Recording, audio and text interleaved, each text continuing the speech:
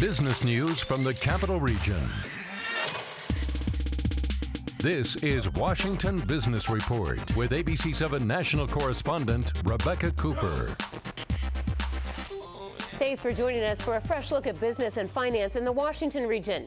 Coming up on today's show, staying true to your passion and purpose while still getting picked up by a big customer. Our small business spotlight gives us a taste of success. And in the roundtable, a big buy for a DC company in the media spotlight. Job applicants haggling over salary and turning employees into company advocates.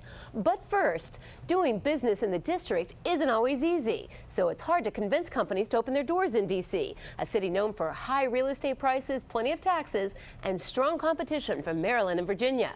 So when the Chamber of Commerce had to fill the big and fancy shoes of departing CEO Barbara Lang, they turned to a former Navy SEAL, turned lawyer, turned Google executive with some entrepreneurial titles also to his name.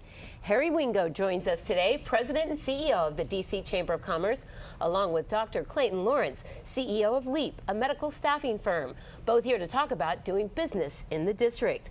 Welcome to you both. Harry, we've had you on before, but you were still getting your feet wet, and you've had a year where you have had a lot of success under your belt. We want to talk to you about that. But first, I have to turn to Dr. Lawrence. Kudos. You were selected by the Chamber of the Small Businessman of the Year. Tell us what LEAP does and why you do it here in the district. Well, thank you, Rebecca. LEAP is a medical staffing firm. We employ doctors and nurses to serve our veterans at military hospitals across the U.S. I left the military in 2005, and I've been fortunate to set up my business here in Washington, D.C. after I served as the flight surgeon at the Pentagon, and after serving across this nation and abroad, I really felt that Washington, D.C. had the best climate for us to set up our business. So talk to us about the growth. What made you the Small Business of the Year here in the district? Well, in 2008, we won our first contract at Walter Reed Army Medical Center, and then with great organizations like the DC Chamber of Commerce, and the next few years we were able to expand to Virginia, Maryland, Georgia, Kentucky, to name a few, and as far west as California. And it's been because of the incredible support and collaboration that we found in the Washington region that was made possible. So Harry, you and I are friends. We're in Leadership Greater Washington together. We could spend an hour talking about all the initiatives you've been pursuing over the past year. We've only got a few short minutes, but one of them has been to focus on keeping good and successful businesses here in DC, and then attracting new ones, including more veteran-owned businesses. But let's start with keeping successful businesses here. What are some of the ways you're trying to do that? Absolutely. So thank you, Rebecca. And the way that the D.C. Chamber is working on that with Mayor Muriel Bowser and her economic development team is to really identify and channel the voices of all our fantastic members on how do we really remove any red tape? Harry, you always do this. You spend all your time complimenting everyone, and you never get to the meat of the real problem. I guess this is a Navy SEAL and you not wanting to admit there's a problem. But I'll lay it out there for you because Jack Evans and others say it. You've got high taxes to deal with. You've got, like I said, high real estate prices. You've got your back up against the wall to try and convince these businesses to stay here. So enough with all the compliments. What are the challenges? So here's a real challenge. You mentioned some. One is making it easier to do business with the government to make sure that we're not putting any roadblocks up. Taxes are one issue. We also have just regulatory issues. So give this council a grade. Give this mayor and this council a grade. How have they been to work with? Are they the right council to do that job for you?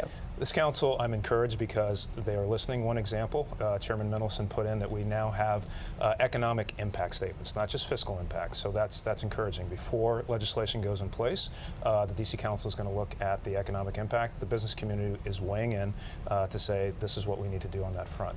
I think that's a huge plus. List some of the other things that you think have been progress. Some of the others is, again, Brian Kinner, like working with the economic development team with Mayor Bowser, like we are open for business, underscoring that we would like to show Fortune 100 companies included, here's how you can move in, here's how we can counterbalance some of the higher real estate prices that we have. What's good is that we have one of the most educated workforces in the country. We have access to the universities that are here, and then people want to live in Washington, D.C. Millennials are flocking to the city. We're the #1 city for professional women. We have a great veteran workforce, and so people see the attractiveness, but yes, we have to keep any barriers to business down, and we're working on that every day. Dr. Lawrence, my friend Harry has his tough job on both ends. It's hard to attract some of the top Fortune 100 companies when they've got places like Virginia and Maryland tantalizing them with all kinds of economic incentive packages. But it's also hard to keep small businesses here because of the cost.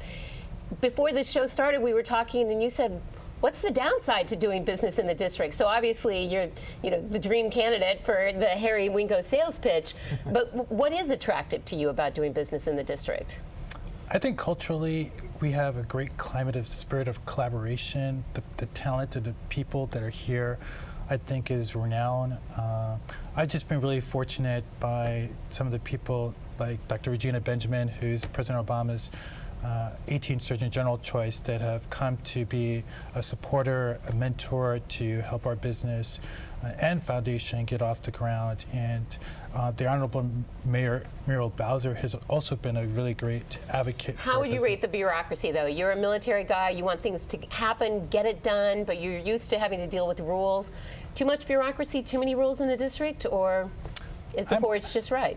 I'm a fighter. It's the determination that gets any business such as ours through. And I think if you've got the strong will and the tenacity, you can succeed here, but it takes work.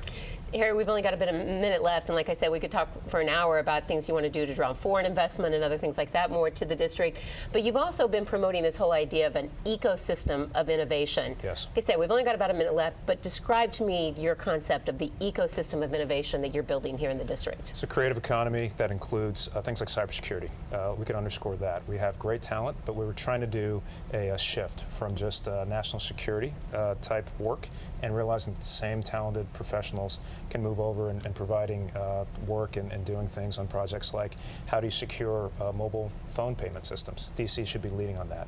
One of the challenges we have as well is we've got this great city where talent can come in and work on things like cybersecurity, medical technology, health IT, big data. But we also need to make sure our transportation system's working. We have an eye on Metro. Maybe I'll come back and talk about that, but we need everyone to lean in and make sure that we keep the barriers low and the good things about the city on the up. Wingo the diplomat, because I know what you really want to say is, come on, everybody in the region, we've got to collaborate, we've all got to fund Metro, we've all got to have skin in the game. We have to do that. Okay. Dr. Lawrence, congratulations. Harry Wingo, got your work cut out for you, but that's why they picked the Navy SEAL for the job. Congratulations on your success so far. Thanks for joining us. Thank you.